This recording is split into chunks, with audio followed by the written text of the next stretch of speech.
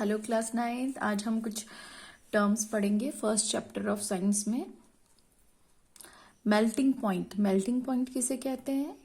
Temperature at which solid melts and is converted to liquid at atmospheric pressure, it is called melting point. ऐसा temperature, ऐसा तापमान जब solid, कोई solid melt होके पिघल के क्या बन रहा है? लिक्विड बन रहा है। ठीक है, ऐसा टेम्परेचर जब कोई सॉलिड पिघल के लिक्विड बन रहा है एटमॉस्फेरिक प्रेशर पे, जो हमारा सामान्य जो हमारे वातावरण का प्रेशर होता है, उस प्रेशर पे वो तापमान जिसमें सॉलिड यानी कि ठोस पिघल के लिक्विड बने। एग्जाम्पल के लिए हम आइस ले लेते हैं। आइस, बर्फ सॉलिड होती है और ये मेल्ट होके क्या बनती है? Liquid.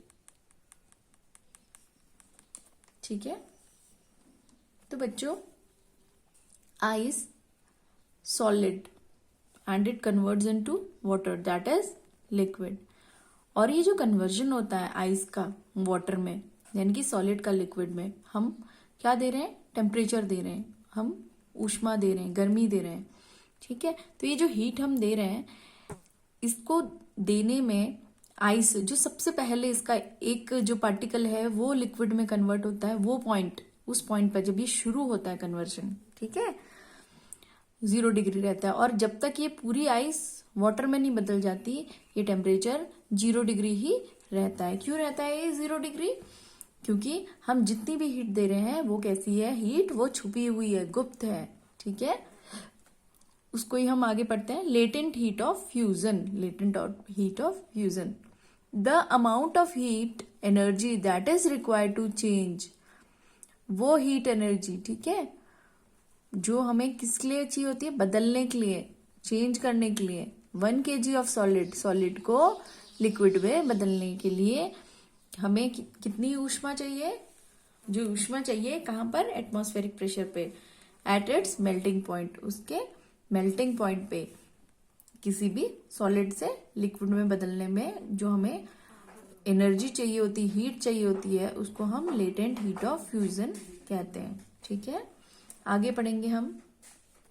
Boiling point, temperature at which a liquid boils to form vapour at atmospheric pressure is called its boiling point. वो टेम्परेचर, वो तापमान जब एक लिक्विड चेंज होता है वेपर में। जैसे मान लीजिए आपने पानी लिया है एक बर्तन में, आप उसको गर्म कर रहे हैं और आप क्या देखते हैं? जब वो बॉईल होता है तो आप उसमें से कुछ भाप उड़ते हुए भी देखते हो, है ना?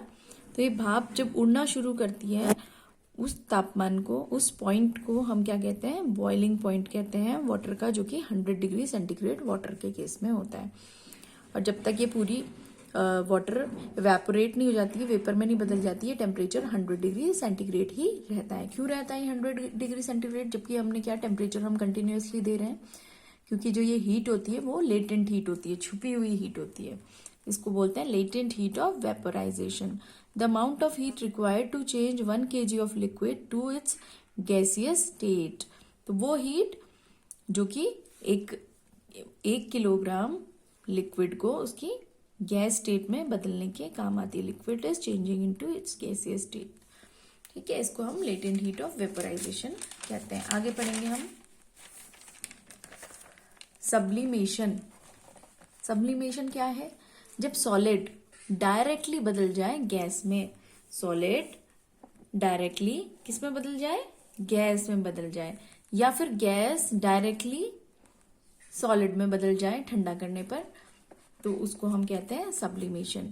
Change of solid directly into vapour, that is gaseous stage, on heating and vapour into solid on cooling without passing through the liquid state is called sublimation. अब हम वाटर के केस में क्या देखते हैं? हमारी जो आइस होती है यानी कि सॉलिड स्टेट, जब हम गर्म करते हैं वाटर बनती है, यानी कि लिक्विड स्टेट में कन्वर्ट होती है। उसके बाद इसे गर्म करते हैं हम, तो वेपर स्टेट में बदलती है। यानी कि यहाँ पर हम स्टेजेस को बदलते हुए देख रहे हैं, स्टेट्स को बदलते हुए देख रहे हैं। Solid is getting converted into liquid on giving temperature, and on giving a certain temperature what is getting converted into vapour, that is gaseous state. और जब हम कूलिंग करते हैं, when we are cooling, vapor gets converted into water and on further cooling water get converted into ice। तो ये चीज होती है। यहाँ पर क्या है, यहाँ पर सॉलिड, लिक्विड और गैसियस तीनों स्टेज आपको दिख रहे हैं। जबकि सब्लिमेशन वो है, उसे कहते हैं हम सब्लिमेशन, जब कोई सॉलिड डायरेक्टली गैस में बदल जाए, लिक्विड स्टेज आए ना बीच में, लिक्विड स्टेट नहीं आती बीच में, ठीक है। उसी तरह अगर कोई गैसियस स्टेज है, वेपर स्टेट में है कोई, वो सॉलिड स्टेट में आ जाएगा कूलिंग करने पर, और उसमें कोई भी लिक्विड स्टेट नहीं बनेगी। ऐसे सॉलिड को या ऐसे प्रोसेस को हम क्या कहते हैं, सब्लिमेशन कहते हैं ऐसे प्रोसेस को। इसका एग्जांपल है नेफ्थलीन बॉल्स। आप देखते होंगे आपके कपड़ों में, कई बार आप विंटर्स के कपड़ों में को जब संभालते हैं समर के टाइम, तो आप उनमें नेफ्थलीन बॉल्स डाल देते हैं ताकि उनको कीड़े कोई नुकसान ना पहुंचाए, है ना। और जब आप अगली विंटर में देखते हैं तो आप देखते हो कि वो बहुत छोटी छोटी गोलियां हो जाती हैं नेफ्थलीन की। क्यों हो जाती हैं? क्योंकि that solid naphthalene ball is getting converted into its gaseous state, ठीक है। वैसे ही आप कैम्फर कपूर जो आप मंदिर में जलाते हैं, उसको भी क्या देखते हैं आप कि it gets converted into gaseous state, ठीक। इसी तरह एग्जाम्पल है अमोनियम क्लोराइड का भी, ये सॉलिड से सीधे गैस स्टेट में कन्वर्ट हो जाता है, और अगर हम कूलिंग करते हैं तो it again converts into solid state. तो इसको सॉलिड को गैस स्टेट में कन्वर्ट करना बिना लिक्विड स्टेट के आए, वैसे ही गैस का सॉलिड में कन्वर्ट हो जाना कूलिंग करने पर बिना लिक्विड स्टेट में आए कहलाता है सब्लिमेशन। अब हम पढ़ेंगे evaporation. Evaporation, it is a phenomenon of change of a liquid into vapor at any temperature below its boiling point and it is called evaporation। boiling point के below, boiling point के नीचे जो तापमान है, उस तापमान पे कोई लिक्विड अपनी वेपर स्टेट में बदल जाए, ठीक है, गैस स्टेट में बदल जाए, इसको हम इवेपोरेशन कहते हैं। और कुछ फैक्टर्स हैं जो इवेपोरेशन को अफेक्ट करते हैं, जैसे सरफेस एरिया। अगर हम पानी एक छोटे बर्तन में रखें, आपने पानी रख लीजिए, मान लीजिए आपने 250 ml पानी रखा एक कटोरे में, उतना ही पानी आपने थाली में रख दिया है। आपने उसको कुछ घंटों या एक दिन के लिए आपने बाहर रख दिया। उसके बाद आप देखेंगे कि जो थाली से पानी है उसकी मात्रा कम हो गई है, जबकि जो कटोरे का पानी है उसकी मात्रा इतनी कम नहीं है। मतलब जितना ज्यादा सरफेस एरिया होगा उतना ज्यादा इवेपोरेशन फास्टर होगा। दूसरा है टेम्परेचर। टेम्परेचर बढ़ने पे इवेपोरेशन तेज हो जाता है। ह्यूमिडिटी, ह्यूमिडिटी यानी कि जो पानी की क्वांटिटी है एटमॉस्फेयर में, ठीक है, वेपर स्टेज में होता है वाटर, आपको पता है हमारे एटमॉस्फेयर में वाटर वेपर भी प्रेजेंट होता है। अगर ये ज्यादा अमाउंट में प्रेजेंट होता है तो ह्यूमिडिटी, इसी को ह्यूमिडिटी कहते हैं। और ये ज्यादा अमाउंट में अगर ह्यूमिडिटी होगी तो इवेपोरेशन का प्रोसेस स्लो डाउन हो जाता है, क्योंकि ऑलरेडी एटमॉस्फेयर में काफी वाटर कंटेंट है और वो और वाटर कंटेंट नहीं ले सकता। इसको हम ह्यूमिडिटी कहते हैं। और ह्यूमिडिटी के इंक्रीज होने पर इवेपोरेशन क्या हो जाता है, इवेपोरेशन डिक्रीज हो जाता है, इसका रेट ऑफ इवेपोरेशन कम हो जाता है, ठीक है। आप जैसे एग्जाम्पल के लिए ये समझ सकते हैं कि बारिश के दिनों में, जो बारिश के दिन होते हैं, बरसात के दिन होते हैं, आप देखते हैं कि बारिश नहीं भी हो रही होती है, बारिश हुई है अगर, तो आपके जो वातावरण होता है उसमें इतना पानी होता है कि जो आपके कपड़े हैं वो सूखने में ज्यादा टाइम लगाते हैं, जबकि नॉर्मल डेज में आपके कपड़े कम समय में सूख जाते हैं। ऐसा ह्यूमिडिटी के कारण होता है, क्योंकि रेट ऑफ इवेपोरेशन क्या हो जाता है, ह्यूमिडिटी के कारण, ज्यादा ह्यूमिडिटी के कारण कम हो जाता है, ठीक। अब अगला पॉइंट है विंड। विंड, आपका जो विंड होती है यानी कि जो मूविंग एयर है, जितनी तेज आपकी हवा चलती है उतना ही ज्यादा क्या हो जाता है, इवेपोरेशन का रेट बढ़ जाता है। अब हम एक और चीज समझेंगे, evaporation always causes cooling. Evaporation जहां पर भी होता है वहां पर कूलिंग हो जाती है।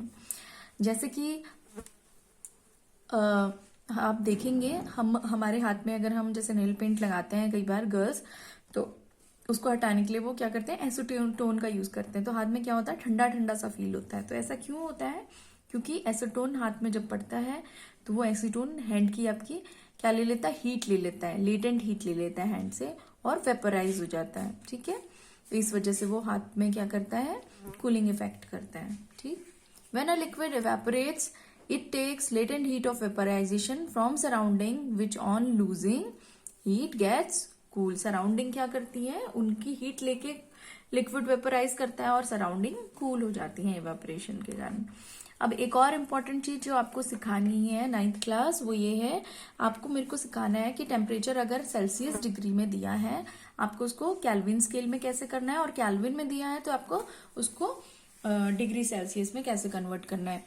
जब आपको केल्विन में टेम्परेचर दिया है, आपको सेल्सियस में करना है, तो आपको हमेशा 273 से माइनस करना है, -273, क्योंकि आपके 1 डिग्री सेंटीग्रेड में क्या होता है, 273 केल्विन होता है। आपको हमेशा क्या करना होता है, 273 ऐड करना होता है, सॉरी 0 डिग्री सेंटीग्रेड का मतलब होता है 0 degree centigrade is equal to 273 kelvin, ठीक है। 1 डिग्री नहीं होता है, 0 डिग्री होता है, okay. 0 degree centigrade is equal to 273 kelvin. तो हम अगर केल्विन को सेंटीग्रेड में करेंगे तो हमें माइनस करना पड़ेगा, तो हमारा आंसर कितना आ जाएगा, 27 आ जाएगा, 27 डिग्री सेंटीग्रेड। और यहाँ पर हम माइनस करेंगे 273 से, तो हमारा आंसर क्या आ जाएगा, 300 डिग्री सेंटीग्रेड, ठीक है। जब हमने केल्विन से सेंटीग्रेड में किया तो हमने 273 से माइनस किया, क्योंकि 0 डिग्री कितना है, 273 केल्विन के बराबर है, ठीक।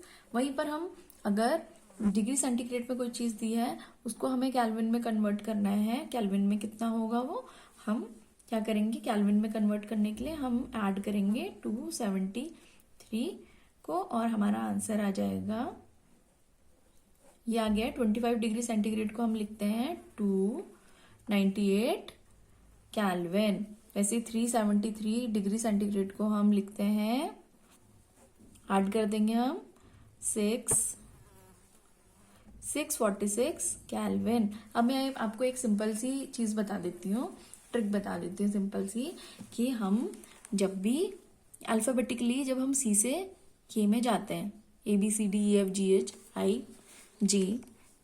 करते हैं ना, सी से के में जाते हैं, तो हमारे क्या हो रहे होते हैं, सी से के में जाने में हम क्या कर रहे हैं, आगे की ओर जा रहे हैं, तो हमेशा हम क्या करेंगे, प्लस करेंगे यहाँ पर।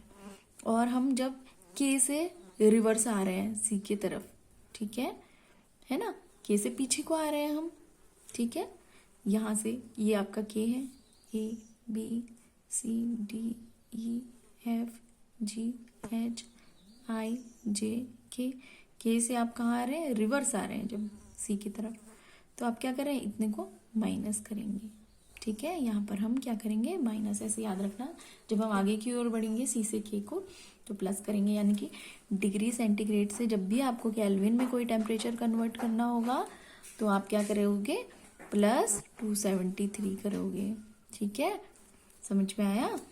और अब जब आपको केल्विन से कोई चीज डिग्री सेंटीग्रेड में करनी होगी तो आप माइनस करोगे, -273। यही यहाँ पर हमने यही चीज करी है, इसे ध्यान रखिएगा। हमने जब सी से हम के में आए हैं, हमने प्लस किया 273, ठीक है, डिग्री सेंटीग्रेड से, केल्विन में 298 केल्विन। 373 डिग्री सेंटीग्रेड से हम जब केल्विन में आए, हमने प्लस किया है, सी से के में हमने क्या किया है, प्लस किया है। और हम जब के से सी में आए हैं, ठीक है, के से जब हम सी में आए हैं, उल्टा आए हैं, तो माइनस किया है हमने। 300 केल्विन है, उसको सेंटीग्रेड में बदलने के लिए हमने क्या है, -273 से उसको माइनस किया है, 27 डिग्री सेंटीग्रेड आया है। वैसे ही 573 केल्विन को हमने क्या किया है, माइनस किया है 273 से, और हमारा आंसर आ गया 300 डिग्री केल्विन।